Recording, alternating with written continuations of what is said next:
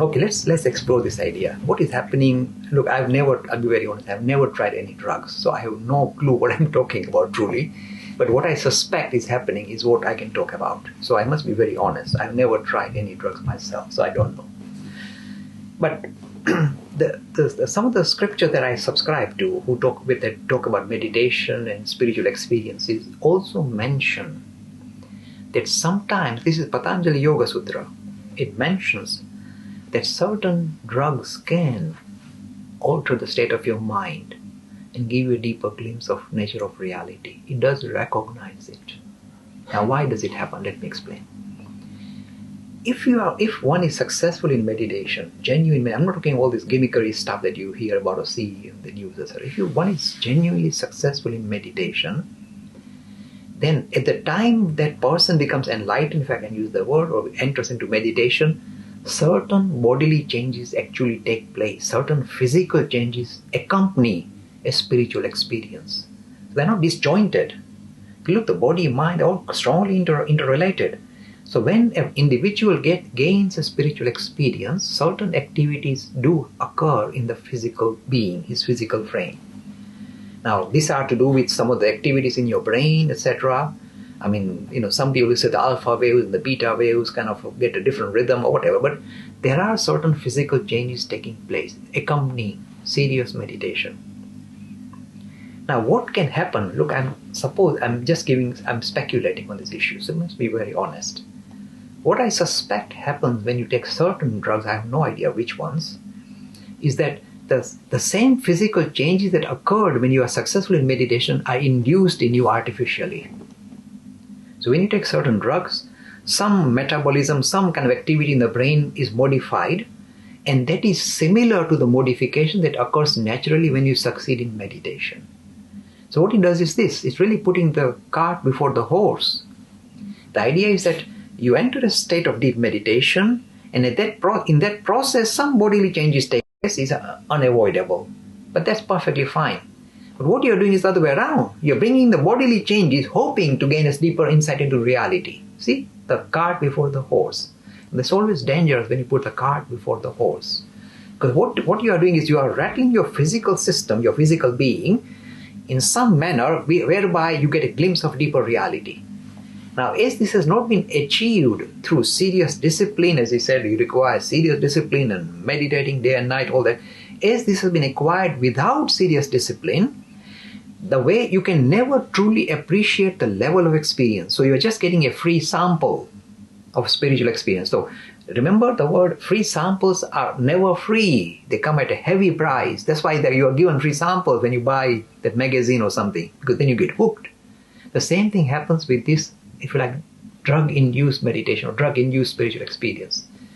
Because you had a deeper glimpse that was very thrilling, you can't really even interpret it because you're mentally you are not ready to in a way interpret what you experience, but you just had a glimpse of a deeper reality, which was very thrilling, very exciting. You get hooked on it.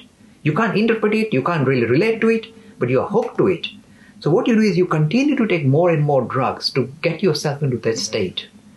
And now you are doing tremendous harm to your physical being, and you are mentally not at all geared up to, in a way, interpret this experience at all. So you are in a mess. In no time, that individual becomes seriously disjointed, I would say, and he cannot relate to the ordinary reality with this drug-induced reality, and he soon becomes a lot of cases they become schizophrenic. They don't know what is happening to them. Look, I'm talking about the serious drugs that can do tremendous harm. I'm not talking about this kind of mild, I don't know the difference, by the way. The mild drugs, perhaps, which will just give you a little bit of a kind of like a, mental kick. Like caffeine. Like coffee, whatever, or Coke. The thing is, so Coca-Cola, yeah. Be very careful. Coke means something quite different. So what I'm saying is this. Rather than, what I would prescribe or I would suggest is to go through the serious disciplines and enjoy this kind of marvelous spiritual experience that comes in a natural mode. And when you enter the state, it is done, if you like, with your control, under your control.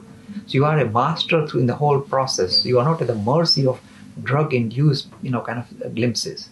So you are your own master. You can interpret the experience in its true majesty, and live with that experience in a genuine manner.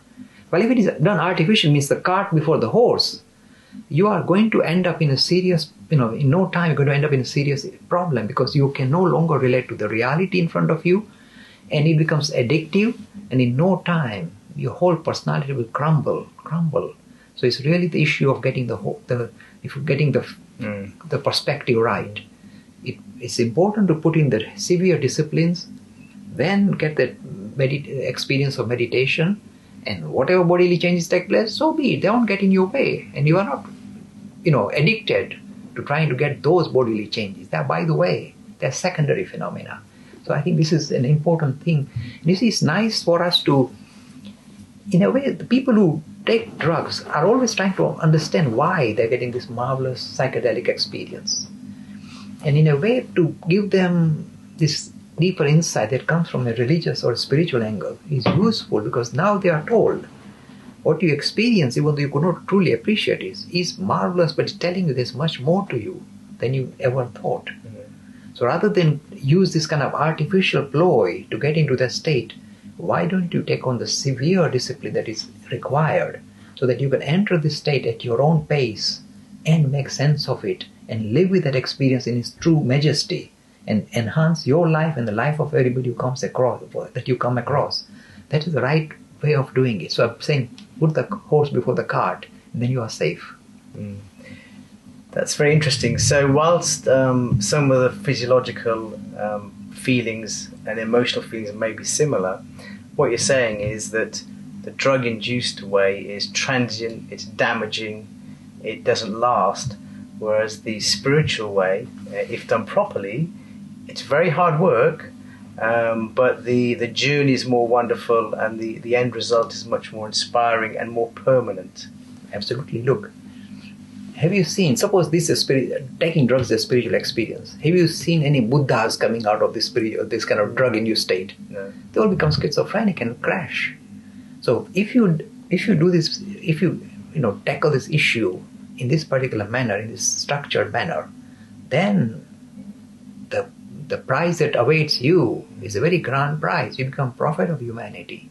And if you take on this other way, you end up in a rehabilitation center somewhere. There's a big difference. So it's best to kind of take on a serious discipline in a structured manner and turn into a prophet of humanity, rather than become a, if you like it, dustbin case for humanity.